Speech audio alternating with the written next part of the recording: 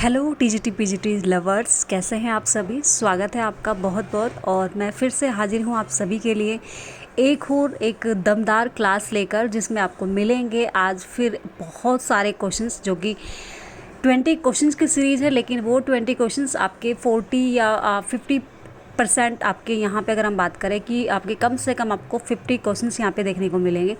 तो उन क्वेश्चंस के बारे में जिक्र करेंगे जो आपके लिए बहुत ज़्यादा टफ होते हैं, और जिन्हें अगर हम बात करें, ये क्वेश्चंस ऐसे हैं जिनमें उलझ जाते हैं हम। तो उन्हीं क्वेश्चंस को मैं यहाँ पर लेकर आई हूँ ताकि आपकी कन्फ्यूजन दूर कर सकूँ और आप सभी के लिए यूज़फुल ये क्लास हो पाए, ताकि आप अपने टीजीटी पीजीटी में, यानी कि टीजीटी अभी जो हमारा होने वाला है नेक्स्ट मंथ में, उसके लिए आप भरपूर तरीके से बहुत अच्छे वे में तैयार कर पाए और अपने आप को एक अच्छे से मोटिवेट करते हुए आप अपनी तैयारी को अच्छे से करते रहे, प्रोग्रेस करते रहें। और कोई भी क्वेश्चंस में अगर आपको लगता है ऐसा कि ये हो नहीं रहा है, तो उसको 2 बार पढ़े, 3 बार पढ़े, उसको अच्छे से पढ़ते हुए आप चले।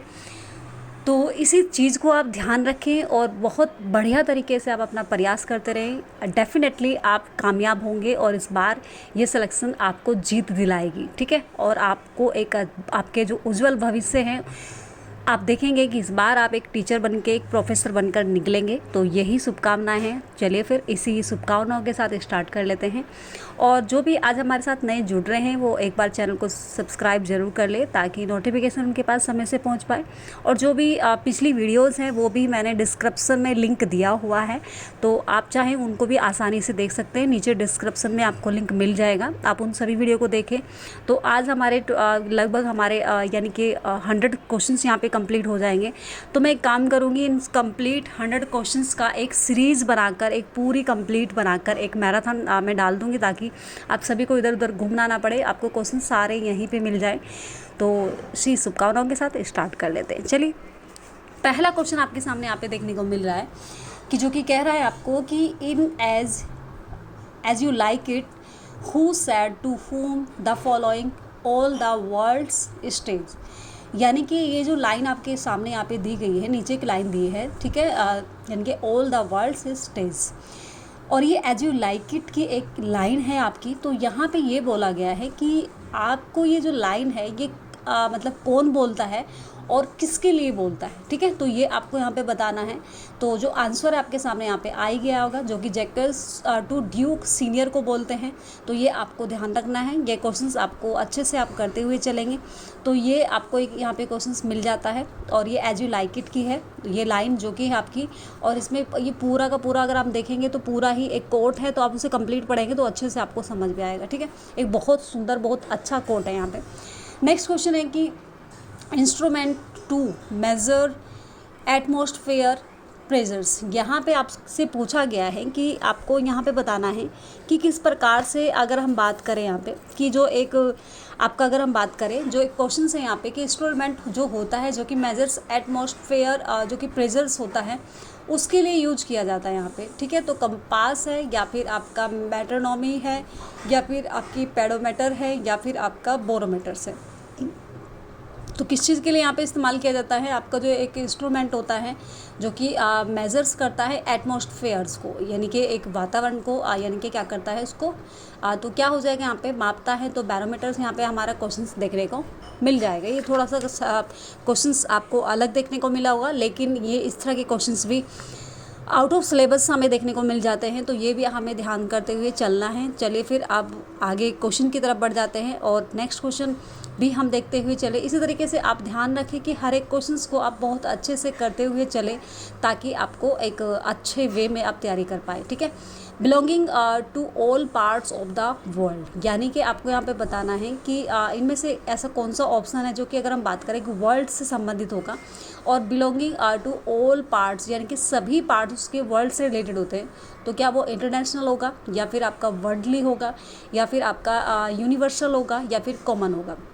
तो क्या हमें यहाँ पे आंसर देखने को मिल जाएगा, जो कि बिलोंगिंग होगा पार्ट, ऑल पार्ट्स जो उससे रिलेटेड होते हैं। तो यूनिवर्सल की अगर हम बात करें, यूनिवर्सल से रिलेटेड, ये जब भी, जैसे कि अगर हम कुछ वर्ल्ड बोल रहे हैं, है ना, इंटरनेशनल बोल रहे हैं, या फिर हम एक वर्ल्डली बोल रहे हैं, तो ये सभी किससे रिलेटेड हो गए, आपके यूनिवर्सल से, ठीक है। तो यूनिवर्सल से रिलेटेड हो गया। नेक्स्ट क्वेश्चन हमारे सामने यहाँ पे है कि who said the first critic of Wordsworth poetry is Wordsworth himself।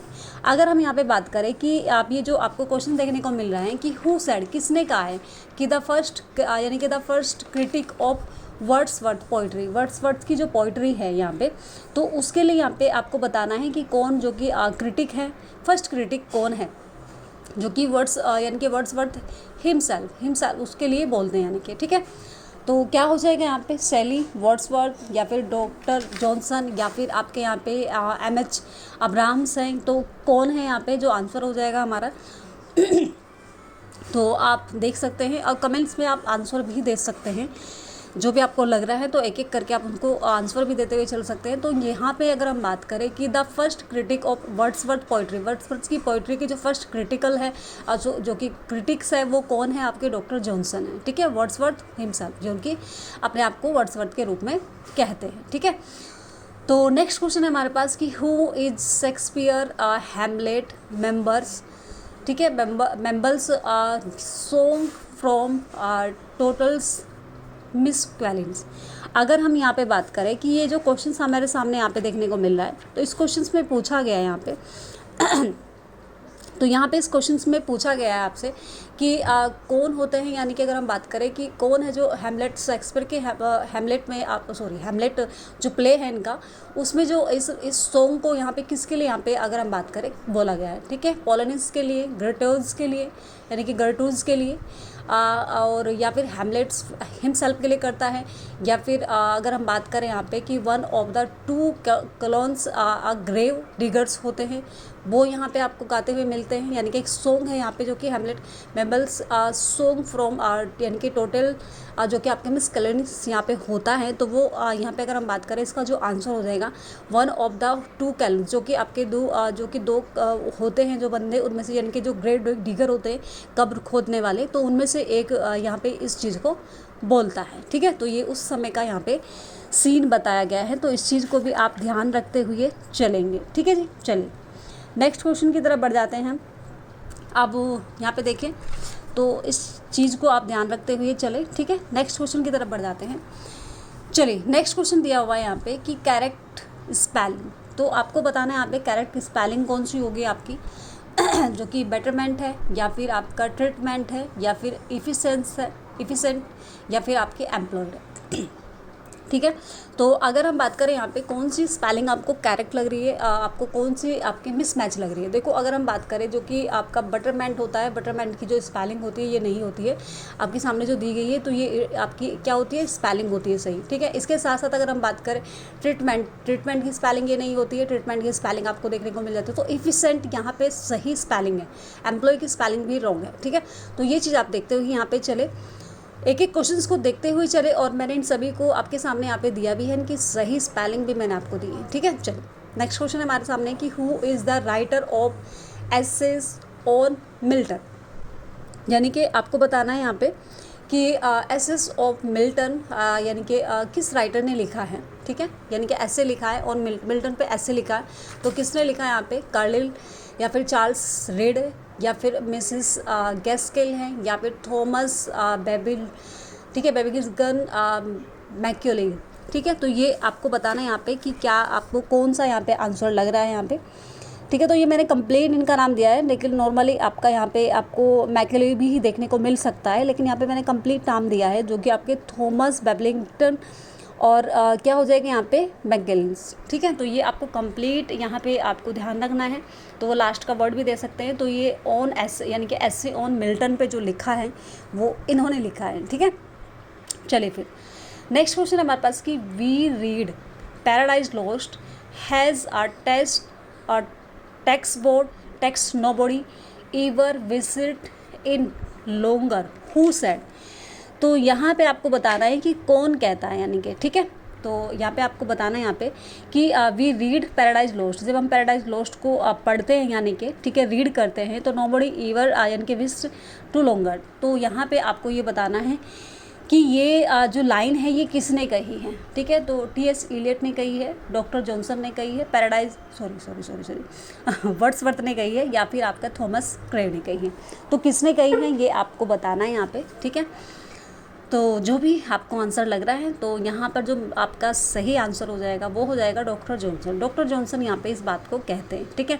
तो वी रीड पैराडाइज लॉस्ट, जब हम पैराडाइज लॉस्ट को पढ़ते हैं, text nobody ever wished to it longer, ठीक है। तो ये जो कमेंट है ये आपके कौन करते हैं, ये आपके डॉक्टर जॉनसन करते हैं, सैमुअल जॉनसन, ठीक है। तो यहाँ पे आपको देखने को मिल जाता है। नेक्स्ट क्वेश्चन है हमारे सामने कि चूज द इनकरेक्ट सेंटेंस। इसमें आपको इनकरेक्ट सेंटेंस देखना है कि कौन सा आपके सामने यहाँ पे है। तो his T shirt are loose, his T shirt are loose, ये बिल्कुल सही है। इज नहीं है, यहाँ पे आर दिया गया है, बिल्कुल सही है। नेक्स्ट क्वेश्चन की अगर हम बात करें, नेक्स्ट ऑप्शन है हमारा the cattle is grazing in a field. तो ये इसमें भी कोई खराबी आपको नज़र आई थिंक आ रही है या नहीं आ रही है, वो आप चेक करें। इसके साथ साथ अगर हम बात करें, हर हेयर इज़ थिक, उसके जो हेयर है वो क्या है, वो थिक है, तो ये भी सही है। माई बुक्स आर पब्लिश्ड, तो माई बुक्स आर पब्लिश में जो बुक्स है वो पब्लिश हो चुकी हैं। तो यहाँ पे जो हमारा अगर हम बात करें इनकरेक्ट, यहाँ पे आपको देखने को मिलता है the cattle is grazing in the field, यहाँ पे आपको देखने को मिलता है। जो कि ग्रेजिंग है वो यहाँ पे क्या है, आईएनजी का यूज किया गया है, तो ये आपको देखने को हमें मिल जाता है, जो कि आपका क्या है, इनकरेक्ट है, ठीक है। नेक्स्ट क्वेश्चन है हमारे पास कि education is simply ruining the lower classes, it unsettles them and that the worst for us all, where do these lines appear. ये लाइन जो है हमारे सामने जो दी गई है, ये लाइन आपको कहाँ देखने को मिल जाती है। तो जो ऑप्शंस है हमारे पास यहाँ पे दिए गए हैं, ठीक है। यानी कि अगर मैं बात करूँ, ये जो लाइन यहाँ पे दी गई कि education is simply running the lower classes, यानी कि शिक्षा सिर्फ निम्न वर्ग को बर्बाद कर रही है, ठीक है। और इसके बाद अगर हम बात करें, it unsettled them and that's the worst for us all, यानी कि ये उन्हें अस्थिर करती है और ये हम सभी के लिए क्या है, एक बुरी बात है। तो ये जो लाइन कही गई है, ये कहाँ पे है, आपके 10 सिल्वर बॉक्स में आपको देखने को मिल जाती है, जो कि आपके गर्ल्स वर्दी का, यानी कि जो गर्ल्स वर्दी का यहाँ पे प्ले है, तो वहाँ पे हमें देखने को मिलता है। और मैंने कुछ यहाँ पे इवेंट्स भी आपको यहाँ पे जो डेट्स है वो भी मैंने मेंशन की है, तो उस चीज़ को भी आप ध्यान रखते हुए चले कि कौन कौन सी डेट यहाँ पे दी गई है, यानी कि कब कब आए हैं ये, ठीक है। चलिए फिर अब हम बढ़ जाते हैं नेक्स्ट क्वेश्चन की तरफ कि who ever loved not at first sight, who is actually the composer of this line, ठीक है। तो यहाँ पे हमको बताना है कि जिसने पहली नज़र में क्या अगर हम बात करें कि प्यार नहीं किया, उसने यानी कि उसने प्यार किया, तो यहाँ पे एक सवाल की तरह यहाँ पे एक लाइन यहाँ पे दी जाती है। तो एक्चुअली आपको यहाँ पे बताना है कि भाई ये कहाँ पर है। हालांकि अगर हम बात करें, जो लाइन हमें देखने को मिलती है ये कहाँ मिलती है, एज यू लाइक इट में हमें देखने को मिलती है, ठीक है। लेकिन यहाँ पे एज यू लाइक इट में देखने को मिलती है, लेकिन ये यानी कि नॉर्मली अगर हम बात करें तो ये लिखा किस, ये मतलब जो इसका अगर हम बात करें एक्चुअली, यानी कि जो रियल कंपोजर है वो कौन है, आपके यानी कि मार्लव है, ठीक है। क्रिस्टोफर मार्लव आपको देखने को मिल जाते हैं वहाँ से, क्योंकि हीरो एंड लैंडर की अगर हम बात करें, उन्हीं के उस प्ले से उन्होंने मतलब प्रभावित होकर, है ना, जिस प्ले से प्रभावित होकर उन्होंने इसमें मतलब अगर हम बात करें इसका यूज किया था, यहाँ पे दिया हुआ था। तो अगर हम बात करें, ये जो लाइन है एक्चुअली जो कंपोजर है वो क्या होंगे आपके यहाँ पे, क्रिस्टोफर मार्लव आपको देखने को मिल जाएंगे, ठीक है। तो इस पॉइंट को भी आप देखते हुए चले, आपको यहाँ पे ध्यान रखना है कि एक्चुअली में यहाँ पे पूछा गया है। नॉर्मली पूछा जाता तो ये क्या हो जाती है, आपकी विलियम शेक्सपियर की लाइन होती, लेकिन विलियम शेक्सपियर ने इन्हीं से प्रभावित होकर मतलब अगर हम बात करें, जो कि एक हीरो एंड लैंडर्स के यहाँ पे नाम से उसी प्ले से प्रभावित होकर ये लिखा था, ठीक है। चलिए, यानी कि प्ले की बनाया था। इसके बाद अगर हम बात करें, an officially order to appear in court of law, आपको यहाँ पे बताना है कि एन ऑफिशियल ऑर्डर, जो कि ऑफिशियल जो ऑर्डर्स होते हैं अपेयर जो कोर्ट ऑफ लॉ के थ्रू होते हैं, वो क्या कहलाते हैं आपको, क्या वो नोटिस कहलाते हैं, समन कहलाते हैं, या फिर आप पेटिशंस कहलाते हैं, या फिर आपके मेमोरेंडम कहलाता है। तो क्या यहाँ पे आपको देखने को मिल जाता है, ठीक है। यानी कि वो आपको यहाँ पे बताना है कि क्या आपका यहाँ पे सही आंसर हो जाएगा, जो कि आपका अगर हम बात करें तो क्या हो जाएगा, समन ही यहाँ पे एक ऑफिशियल यानी कि ऑफिशियली जो कोर्ट लॉ के थ्रू होता है वो होता है आपका यहाँ पे। मेमोरेंडम क्या होता है, जो कि मेमोरेंडम होता है आपका एक स्मरण पत्र जो कि होता है, ज्ञापन पत्र आपको देखने को मिलता है। सूचना जो कि आपकी होती है नोटिस, और जो आपकी यानी कि पिटिशंस जो कि अगर हम बात करें कि याचिका दायर करना, ठीक है। चलिए भाई नेक्स्ट क्वेश्चन की तरफ बढ़े हम। तो ये एक स्पेलिंग यहाँ पे ये दिया गया है, एक वर्ड दिया गया है, आपको यहाँ पे इसका सिनोनियम बताना है, ठीक है। क्या बताना है आपको, इसका सिनोनियम बताना है। तो आपको सिनोनियम बताना है, ठीक है। यानी कि क्या हो जाएगा, लुग ब्रिजेस जो कि आपको देखने को मिल जाता है यहाँ पे, जिसका अर्थ क्या होता है यहाँ पे, दुखी या उदास होता है, ठीक है। अब आप देखिए यहाँ पे दुखी और उदास किससे रिलेटेड है यहाँ पे, ठीक है। मॉर्नफुल या फिर डिस्टीफुल है, या फिर आपका स्लीक है, या फिर आपका कॉन्सोलेटर है, ठीक है। तो क्या हो जाएगा यहाँ पे, अगर हम बात करें जो कि मॉर्नफुल होता है वो भी एक उदासी से रिलेटेड होता है, उदास है ना। और यहाँ पे जो हमारा अगर हम बात करें यहाँ पे जो कि एक्चुअली ये ना इसको पूछा गया है यहाँ पे कि एंटोनियम पूछा गया, हालांकि सारे ही इनसे रिलेटेड होते हैं अगर हम बात करें, ठीक है। दिलासा देने वाला, ठीक है ठीक है ठीक है ठीक है। तो भाई ये आंसर हमें यहाँ पे देखने को मिल जाता है, जो कि दिलासा देने वाला यहाँ पे बैठता है, कॉन्सोलेटर्स, ठीक है। चलिए नेक्स्ट क्वेश्चन की अगर हम बात करें कि what kind of character is John Falstaff, ठीक है। John Falstaff in Shakespeare's Henry IV।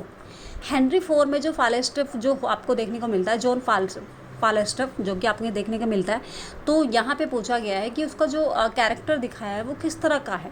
क्या वो सिंपल कैरेक्टर दिखाया है, या फिर नोविक्स दिखाया है, या फिर कॉम्प्लेक्स दिखाया है, या फिर आपका कैरिकेचर्स दिखाया है। तो यहाँ पे अगर हम बात करें जो आंसर हो जाएगा वो तो हो जाएगा कैरिकेचर्स, ठीक है, जो कि कैरिकेचर्स दिखाया है। लेकिन मैं आपको एक्स्ट्रा नॉलेज यहाँ पे दे दूँ कि हेनरी IV के साथ साथ Henry first, Henry fourth second में आपको देखने को मिल जाता है। और यहाँ पे हेनरी V में भी इसका जिक्र किया गया है केवल, लेकिन पूरी तरीके से उसको दिखाया नहीं गया है, ठीक है।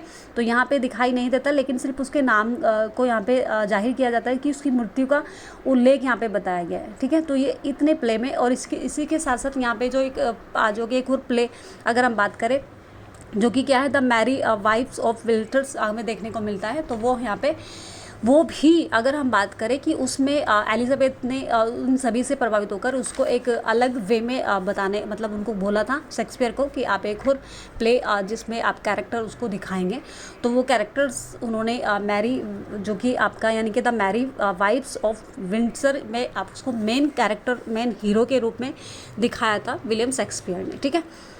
चलिए भाई, तो ये आपका आंसर यहाँ पे हो गया। और आई थिंक आप यहाँ पे अच्छे से इसको ध्यान भी रखेंगे कि कौन कौन से प्ले में आपको जॉन फाल्स्टफ का जो रोल है वो आपको देखने को मिल जाता है, ठीक है। चलिए फिर नेक्स्ट यहाँ पे है कि मिनरेट आपको यहाँ पे देखने को मिलता है, जो कि एक वर्ड दिया गया है और आपको यहाँ पे बताना है, ठीक है।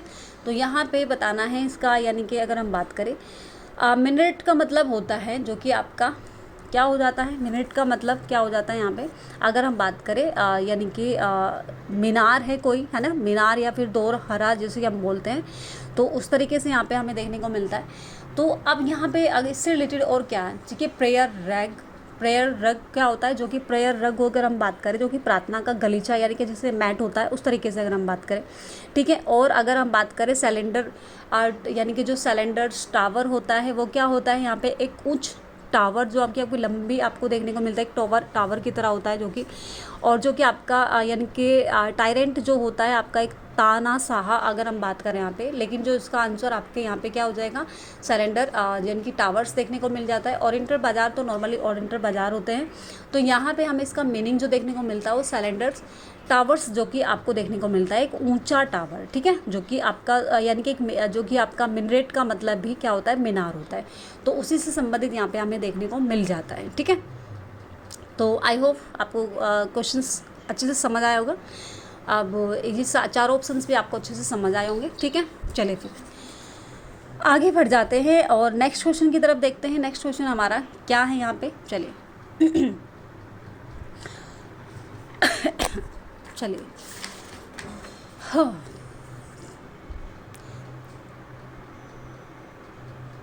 जी, नेक्स्ट क्वेश्चन, इसमें पहले ही क्वेश्चन का आंसर भी आ गया, लेकिन ग्रोथ ऑफ पोएट माइंड की अगर हम बात करें, इज़ द यानी कि सब टाइटल ऑफ, यानी कि किसका सब टाइटल है, ठीक है। तो किसका सब टाइटल आपको देखने को मिल जाता है, यानी कि the growth of poets mind, जो कि है आपका एक कवि के मन का विकास की अगर हम बात करें, तो ये आपकी कौन सा है, टिंटन एबी आपको देखने को मिल रहा है, द प्रीलूड यहाँ पे देखने को मिल रहा है हमारा, तो ये आंसर यहाँ पे हो जाएगा। तो ये इसका सब टाइटल है, ठीक है। तो ये इसका सब टाइटल है, तो इस चीज़ को भी आप ध्यान रखें। और ये लास्ट मतलब अगर हम बात करें, जो कि इन्होंने लिख तो दिया था यानी कि 1814 में, लेकिन ये पब्लिश किया था इनकी वाइफ ने, ठीक है, मैरी हचिंसन ने, तो इनकी मृत्यु के बाद, और जो कि 1850 में यानी कि अगर हम बात करें, इसको पब्लिश कराया गया था, ठीक है। टिंटन एबी आपका एक लिरिकल बैलेड का जो वर्क है वो उसमें प्रकाशित किया गया था। तो बाकी आप यहाँ पे देखते हुए चलेंगे, ठीक है भाई। तो आई होप अब आपको क्लियर हुआ होगा क्वेश्चंस। और अब हम आगे की तरफ बढ़ जाते हैं, ठीक है, जो कि आपका नेक्स्ट क्वेश्चन यहाँ पे देखने को मिल जाता है। चलिए भाई, अच्छे से एक एक क्वेश्चंस को आप करते हुए भी चले और आप उनका आंसर भी देने का प्रयास करें, ताकि आप एक अच्छे वे में बेहतर तरीके से आप कर भी पाए। कमेंट्स में आप मुझे बताएं भी कि क्या आपको ये क्वेश्चन सही लग रहे हैं, या जो भी मैं मेहनत कर रही हूँ क्या आप सभी के लिए हेल्पफुल है भी या नहीं, ठीक है भाई। तो ये मुझे मोटिवेट भी मिलेगा, और प्लीज़ लाइक भी कर दिया करें आप अगर आपको वीडियो अच्छी लग रही है, ठीक है। नेक्स्ट क्वेश्चन है हमारे पास कि दो in the trade of war I have slain man, yet do I hold it very of other consonants to do no contribute murder, who is the speaker of these lines. ये जो line आपके सामने यहाँ पे देखने को मिलती हैं, ठीक है, यानी कि दाओ in the trade of war, यद्यपि युद्ध के व्यापार में मैंने लोगों को मारा है, ठीक है। Yet do I hold it very of, ठीक है, यानी कि अगर ये इस लाइन का जो मीनिंग अगर हम बात करें, फिर भी मैं इसे अपने विवेक का हिस्सा मानता हूँ, ठीक है। कोई भी जानबूझकर हत्या नहीं करता है, यानी कि कोई भी जानबूझकर हत्या नहीं करता मैं, या फिर मैंने कोई भी जानबूझकर हत्या नहीं की है। तो यहाँ पर ये जो इतने सातिर तरीके से इस बात को बोलता है, तो वो आप जान ही गए होंगे, ठीक है। तो कौन बोलते हैं भाई, क्या वो हैमलेट बोलते हैं, क्या वो ब्रूटस बोलते हैं, या फिर आपका कॉलेंस बोलते हैं, या फिर इयागो बोलते हैं। तो कौन बोलते हैं, जो कि आपके सातिर माइंडेड, जो कि हमें ओथेलो में देखने को मिल जाते हैं, जो कि इस तरह की बातें वो ही कर सकता है। हैमलेट एक नॉर्मली अगर हम बात करें, हैमलेट एक यानी कि अगर हम बात करें डिसीजन वे में आपको देखने को मिलता है। ब्रूटस जो कि आपको जूलियस सीजर को मारते हुए नज़र आता है यहाँ पे। तो इयागो अगर हम बात करें, एक ऐसा बंदा होता है जो कि ब्रूटस अच्छे होते हैं, गलत नहीं होते हैं, लेकिन उन्हें क्या होता है कि जो कि कैसियो हो जाता है, तो वो उसको कह के इस तरीके से करा देते हैं। यहाँ पे ओथेलो में हमें देखने को मिल जाता है इयागो इस लाइन को यहाँ पे बोलता है, जो कि आपका अगर हम बात करें यहाँ पे एक्ट 1 और सीन 2 में आपको यहाँ पे ये जो लाइन है यहाँ पे देखने को मिल जाती है, ठीक है। तो इस चीज़ को भी आप ध्यान रखें कि एक्ट 1 और सीन 2 में हमें यहाँ पे देखने को मिल जाता है, ठीक है भाई। चलिए फिर अब आगे बढ़ जाते हैं और नेक्स्ट क्वेश्चन की तरफ है कि the fine flower of 18th century meditative poetry is called, ठीक है। तो यहाँ पे आपको बताना है कि ये the fine flower of 18th century जिनकी मिडिवेट पोइट्री इज़ कॉल्ड, जो कि मिडिवेट पोइट्री है, और उस यानी कि उस पोइट्री का नाम क्या है, जो कि 18th सेंचुरी में अगर हम बात करें, जो कि प्रकाशित की गई है, ठीक है, जो कि पब्लिश हुई है। क्या वो लिरिकल बैलाड है, या फिर द रिक्यूल्स है, सॉरी इमोर्टलिटी ओड है, या फिर टिंटन एबी है। तो हमारा जो आंसर हो जाएगा यहाँ पे, आंसर तो हमारा हो जाएगा टिंटन एबी, ठीक है। अब यहाँ पे हम टिंटन एबी हमें यहाँ पे देखने को मिल जाता है। अब बात कर लेते हैं आपके जो लिरिकल बैलाड है उसके बारे में अगर हम बात करें, जो कि अगर हम बात करें, ठीक है। तो ये जो पोयम है आपकी, ये आपकी कब आती है भाई, ये आती है आपकी 1798 में, जो कि इसका फर्स्ट जो कि अगर हम बात करें फर्स्ट आपको यहाँ पे इसका जो पार्ट देखने को मिलता है। सेकंड पार्ट 18 सेंचुरी में 18 उसमें आता है आपका, ठीक है, 18 ईयर में आता है। और थर्ड आता है इसका 1802 में, और आपका जो 4 आता है वो आता है 1805 में आपको देखने को मिल जाता है, ठीक है। लेकिन जो कि आपके टिंटन एबी हैं जो कि 18th सेंचुरी में आपको देखने को मिल जाती है। अगर हम बात करें कि ये जो लिरिकल बैलाड में ही आया था, और अगर मैं बात करूँ उसकी जो फर्स्ट पोएम थी जो कि आपके कोलरिड्ज की थी, ठीक है, एस.टी. कोलरिड्ज की, द राइम एंसेंट मैरिनर। और लास्ट जो पोएम थी आपकी टिंटन एबी थी जो कि कब आया था, अगर हम बात करें यहाँ पे जो कि 18th सेंचुरी के इन्होंने पूछा है तो 1798 में ही बैठता है, जो कि फर्स्ट आपका यहाँ पे अगर हम बात करें लिरिकल बैलाड का जो कि फर्स्ट आपका यहाँ पे देखने को मिला था, ठीक है, फर्स्ट पार्ट जो आया था। चलिए नेक्स्ट क्वेश्चन की बात कर लेते हैं। नेक्स्ट क्वेश्चन आपके सामने दिया गया है कि he found English a dialect, he left it a language it refer to. यानी कि ये जो लाइन यहाँ पे दी गई है ये किसको रेफर की गई है, ठीक है। He found English a dialect, he left a language it refer to. तो वो जॉन मिल्टन है आपके यहाँ पर, या फिर आपके विलियम शेक्सपियर है देखने को मिल जाते हैं, या फिर आपके यहाँ पे चौसर देखने को मिल जाते हैं, यानी कि जो आपके चौसर है यानी कि, और या जाफरी चौसर। और नेक्स्ट अगर हम बात करें टी.एस. एलियट, तो इनमें से हमें यहाँ पे कौन सा आंसर जो देखने को हमारा मिल जाएगा कि जो ही डिलेक्ट यानी कि जो यानी कि लैंग्वेज के लिए जो कि डिलेक्ट किया गया है, ठीक है, लेफ्ट किया गया है। तो ये एक फ्रेज अगर हम बात करें कहा गया है he found English a dialect and left it, यानी कि तो ये किसके लिए कहा गया है, ये कहा गया है आपके जाफरी यानी कि चौसर के लिए। तो ये जो लाइन कही गई है चौसर के लिए कही गई है, तो इसको आप बहुत अच्छे से ध्यान रखते हुए चले तो हमारा जो राइट आंसर हो जाएगा वो क्या हो जाएगा यहाँ पे जाफरी चौसर्स। जाफरी चौसर्स को और भी नाम दिए गए हैं लिटरेचर ऑफ यानी कि father of literature, English literature. तो उस तरीके से हमें बहुत सारे नाम यहाँ पे देखने को मिल जाते हैं जो इनसे रिलेटेड होते हैं, तो उनका भी आप प्रयास करें देने का आंसर। और नेक्स्ट अगर हम बात करें यहाँ पे लास्ट क्वेश्चन हमारे सामने यहाँ पे मिल जाता है कि commerce come presented in honour of the, यानी कि यहाँ पे अगर हम बात करें जो कि आपके जॉन मिल्टन ने जो कॉमर्स लिखा है वो प्रेजेंट किया है किन के ऑनर में, किन के सम्मान में प्रेजेंट किया है। तो यहाँ पे आपके सामने कुछ ऑप्शन दिए गए हैं कि earl of Southampton, earl of Bridgewater, या फिर अर्ल ऑफ सोरे, या फिर अगर हम बात करें यहाँ पे नन ऑफ दिस। तो यहाँ पे 4 ऑप्शंस आपके सामने यहाँ पे दिए गए हैं, जो कि अगर हम अर्ल ऑफ साउथहैम्पटन की बात करें तो ये आपके विलियम जो कि शेक्सपियर हैं उन्होंने, मतलब उनका जो अगर हम बात करें जो उनके फोलियोस है वो उनको समर्पण अगर हम बात करें उसके अकॉर्डिंग यहाँ पे है। लेकिन यहाँ पे अर्ल ऑफ ब्रिजवाटर की अगर हम बात करें कि ये जो कि क्या किया गया है यहाँ पे कॉमर्स को इनके सम्मान में यानी कि प्रेजेंट किया गया है, ठीक है, इनके ऑनर में यहाँ पे जॉन मिल्टन ने यहाँ पे लिखा है, ठीक है। तो ये चीज़ हमें ध्यान रखते हुए चलना है, ये क्वेश्चन हमारे लिए इंपॉर्टेंट है। एंड अब मैं बात करती हूँ कि ये हमारा लास्ट क्वेश्चन था और इससे आगे भी आपको सीरीज़ मिलती रहेगी आपके लगातार जब तक आपका एग्ज़ाम कंप्लीट नहीं हो जाता, यानी कि आपके मई लगभग आपके 10 मई तक आपको ये सीरीज़ इस तरीके से मिलने वाली है। अगर आप चाहते हैं कि सीरीज़ में इसी तरीके से आप सभी के लिए लेकर आती रहूँ और आपको ये पसंद आ रही है तो प्लीज़ मुझे कमेंट्स में ज़रूर बताइए, और आप लाइक भी कर दिया करें सेशन को, ताकि मुझे मोटिवेट मिले और मैं आगे और अच्छे से मेहनत कर पाऊँ आप सभी के लिए, और एक बेहतर वे में हम अच्छा परफॉर्म कर पाए अपने एग्ज़ाम में, ठीक है। तो चलिए फिर मिलते हैं नेक्स्ट वीडियो में, और जो भी नए जुड़ रहे हैं वो चैनल को एक बार सब्सक्राइब जरूर कर ले ताकि नोटिफिकेशन उनके पास समय से पहुंच पाए, ठीक है। मिलते हैं नेक्स्ट वीडियो में। Thanks for watching.